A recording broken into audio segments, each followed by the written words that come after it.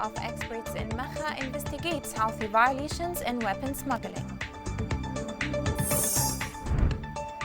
Internally local displaced people in Yemen suffering continues amid war.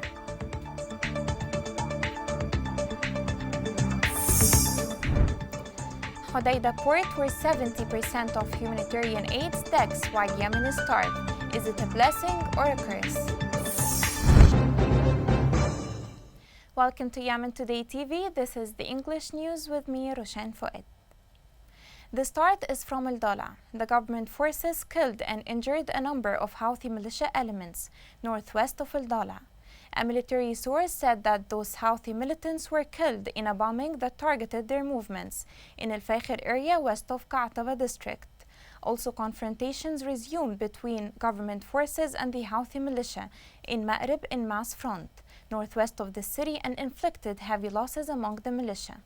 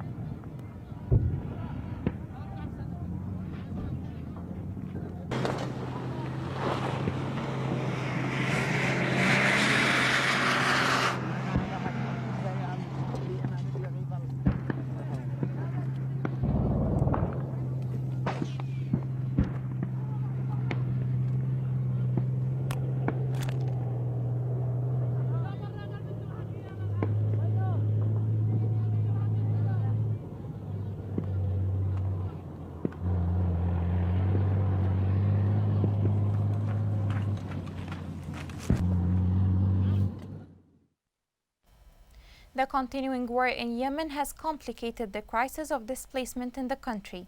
20 million people require humanitarian assistance. More than 4 million Yemeni people are displaced. And many others need food due to the deplorable economic situation. The following report has more details on this story. Pain of displacement. For nearly 3 years, thousands of displaced families in Al-Dala have been experiencing the bitterness and pain of displacement. In this residential city in Sinah area of Al-Dala, hundreds of families suffer from the deteriorating economic conditions and the lack of income for many of these families. The lack of necessary services such as water, electricity, sewage, health, education, and other has increased their suffering. Not to mention their suffering due to the rain falling into their homes, due to the lack of windows and the harsh and cold winter for the same reason, in addition to the lack of furniture and household utensils. Because of the war and violence that took place in Al Aoud and other surrounding areas, we moved here. In this housing unit, more than 260 families suffer from health and diseases. Malaria and dengue are spread due to sewage.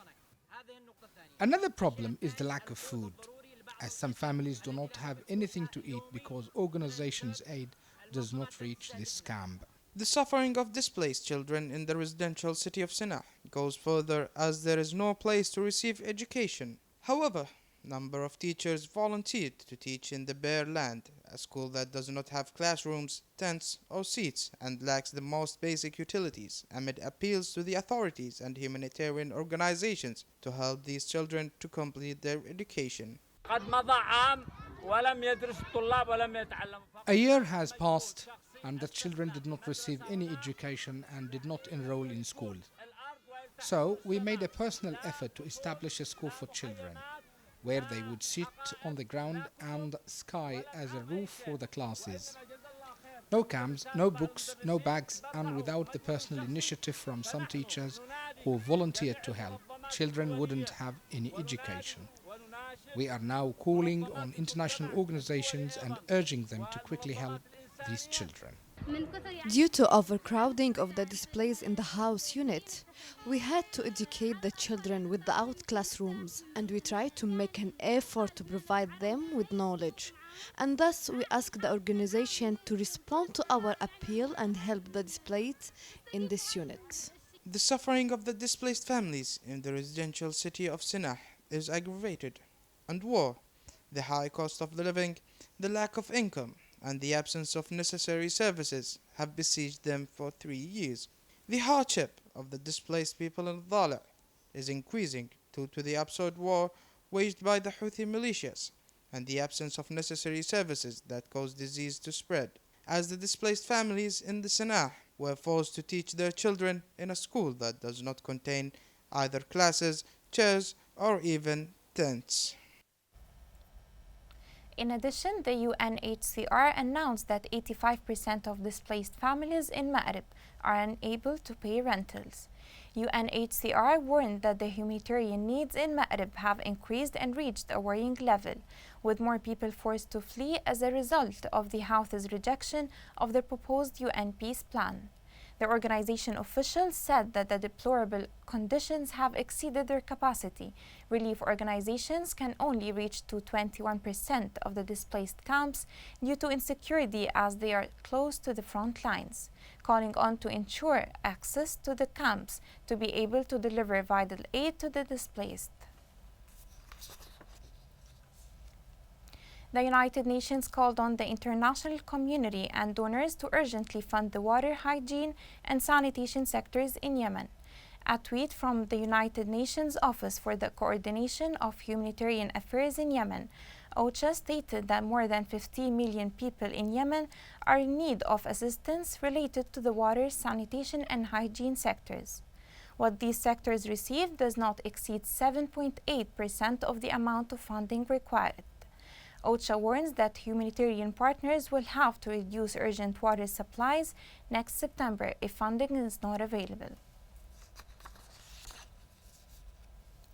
The UN Security Council Sanctions Committee held a meeting with the local authority in Makha to discuss a number of issues, most notably weapon smuggling to the Houthis.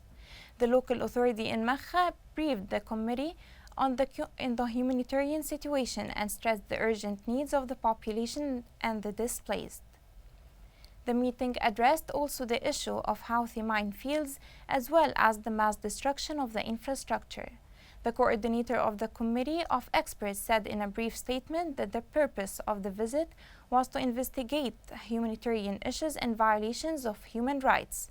She stressed that the team is looking for cases of weapon smuggling that go to the Houthi militia.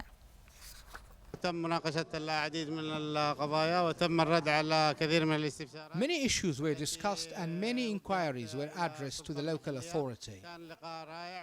It was a wonderful meeting. A full picture of the humanitarian situation was developed. Also, discussion of mines, destroyed schools, and many other humanitarian issues were addressed.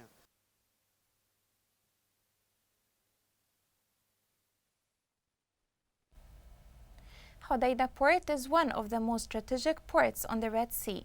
70% of humanitarian aid stacks on its shore, yet people of the city starve to death because Houthis steal these aids and give it to their own people. More details on the geopolitical importance of Hodeidah port is within this report. The port city of Hodeidah is very important indeed. It is the sole gate from which all necessary supplies are channeled or even tunneled into Yemen. Talking about the basic needs the port ushers, the most basic and humanitarian needs that come to Yemen. It also provides Houthis their military or other supply that they need in order to keep the bloodshedding in Yemen continues with a vicious circle. Hodeidah port is considered by experts to be a hidden window for smuggling Iranian weapons to Houthis. It is considered too that the port could be launching pad for Houthi rockets and drones that are being fired from and neighboring Saudi Arabia. Experts say that Hodeidah port is also believed to be used by Houthis to train militia. It is used as a station from which the boats are run into the Red Sea, loaded with explosives or with mines. These boats are steered in suicidal attacks to disrupt navigation or to gain tactical privileges for Houthis. Houthis' control on Hodeidah is a real test to the international community as a whole, not because of their humanitarian obligation towards the Yemeni people, but because of their military and political obligation as well. Controlling the port city means the humanitarian assistance to more than 20 million Yemenis are at stake. Houthis are in control over what is being accessed and what is being stockpiled for their own loyals and tactical benefits. The humanitarian aids that have to be delivered to those children who are agonized with the host of calamities are siphoned through underground channels, according to experts. Those displaced and disabled are also suffering. The entire Yemen is in fact suffering because of the mixed blessing of Hodeidah. As to the international political responsibility for Hodeidah port, the question arises: what if indeed it is the Iran-backed Houthi allow more Iranian interference in the Red Sea zone? Surely it will not be interference in the Red Sea only. It will be deep penetration in the Gulf states, a threat to Saudi Arabia, Egypt, and will be a stumbling block to the global marine transport.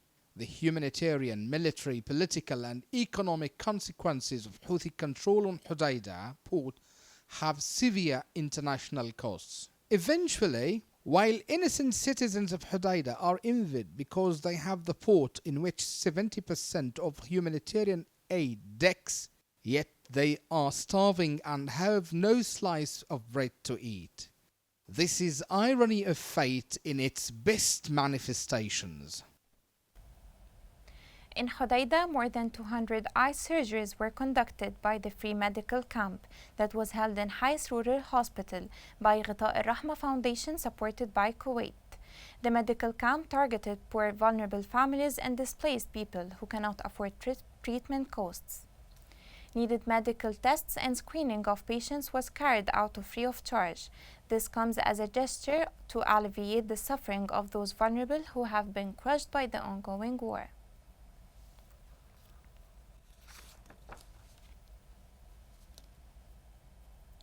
Coming next. Houthis continue aggression against childhood in Yemen.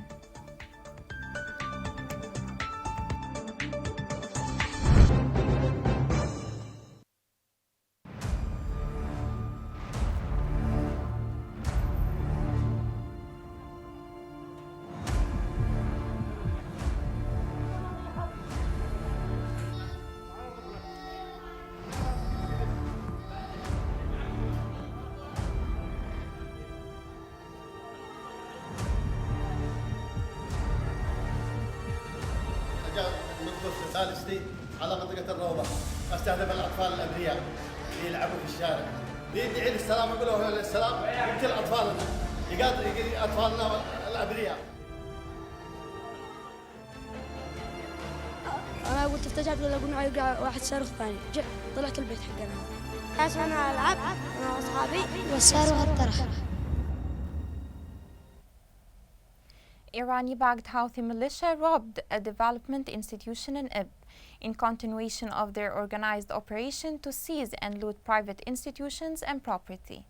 Local sources said that the militia broke into Ra'idat Foundation and confiscated all its contents. The sources added that the looting came weeks after the militia expelled employees and workers and prevented them from entering the institution. This is not the first civil institution to be seized by the rebels. All such criminal acts are reported to have been carried out by a Houthi militant leader called Ahmed al-Asri. Since Houthi rebels seized the capital Sana'a in 2015, human rights violations have been committed on a daily basis. This has received local, regional, and international condemnation. These violations have reached their climax with targeting children. This report has more on Houthi militia violations against children. The war in Yemen has overshadowed all aspects of life. Children, however, are the most vulnerable. The war obligated children to experience things they would have never thought about. They experience fear, panic, and blood. The truth about being a child in Yemen is that you could be killed, injured, dropped out of school, brainwashed and forced to battlefields in which you do not know how to kill and why. Yemeni children are even used by Houthi rebels as human shields in the war front. Human rights-related reports accounted that 640 children were killed after being recruited by the Houthi militia in the past half of the year. During the same period, according to reports, 333 children were killed and about 3,400 injuries were documented. Right now, 93% of children in Yemen are suffering and need assistance due to the violence that continues to devastate the country. The war in the country has caused widespread hunger and poverty, leaving millions of children in dire need for food, and they are suffering from malnutrition. Thousands of children are without medical attention. In fact, health services in Yemen are deteriorating. The same in education. 2 million children in Yemen are out of school. The war indeed is going on, and the suffering of Yemeni children will continue as long as the war goes on and on. The National Committee Against Coronavirus announced the registration of 51 new cases of the epidemic in 5 governorates. Committee officials said on Twitter that 34 cases were recorded in Hadramaut, 5 in Aden, 7 in Ma'rib, 4 in Taiz, and 1 in Al-Dala. Also 6 deaths were documented, 4 in Hadramaut, 1 in Taiz, and 1 in Socotra, plus 34 recovered cases, 17 in Aden, 10 in Hadramaut, 4 in Ma'rib, and 3 in Taiz. With the current updates, the total confirmed cases are 7,676, including 1,444 deaths and 4,736 cases of recovery. Amid the outbreak of COVID-19 cases in the country, Ministry of Health has raised alert and confirmed that people to stick to preventive measures as to be prepared to combat the third wave of this pandemic. The following report has more details on this story.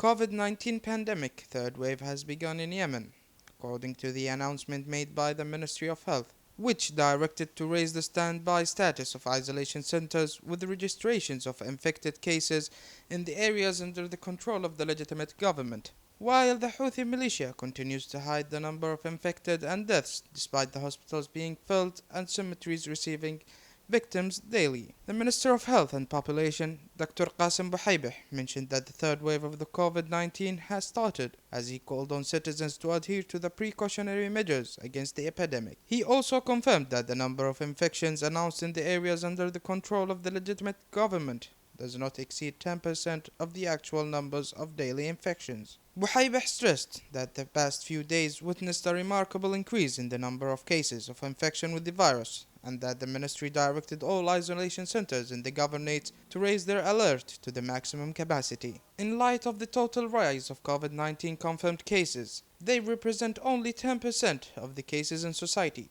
We do not monitor all cases of COVID infections, but only cases with severe symptoms which undergo isolation centers or laboratories. Yet, infected people could be greater than the officially announced ones. People and institutions are required to stick to the preventive measures approved by the Supreme Committee for Emergencies, and they need to take vaccines against the corona epidemic, Buhaybih added.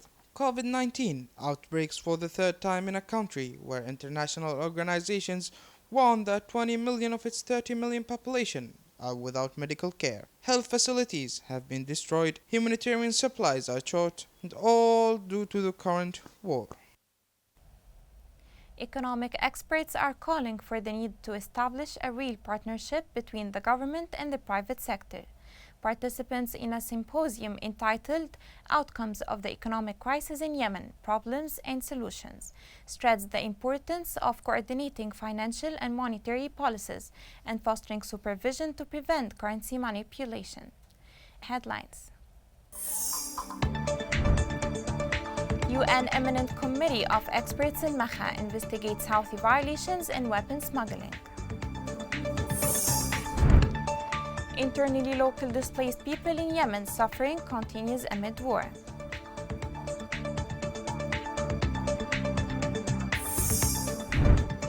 Hodeidah port where 70% of humanitarian aid stacks while Yemen is starved. Is it a blessing or a curse? This is the end of the news. Thank you for watching.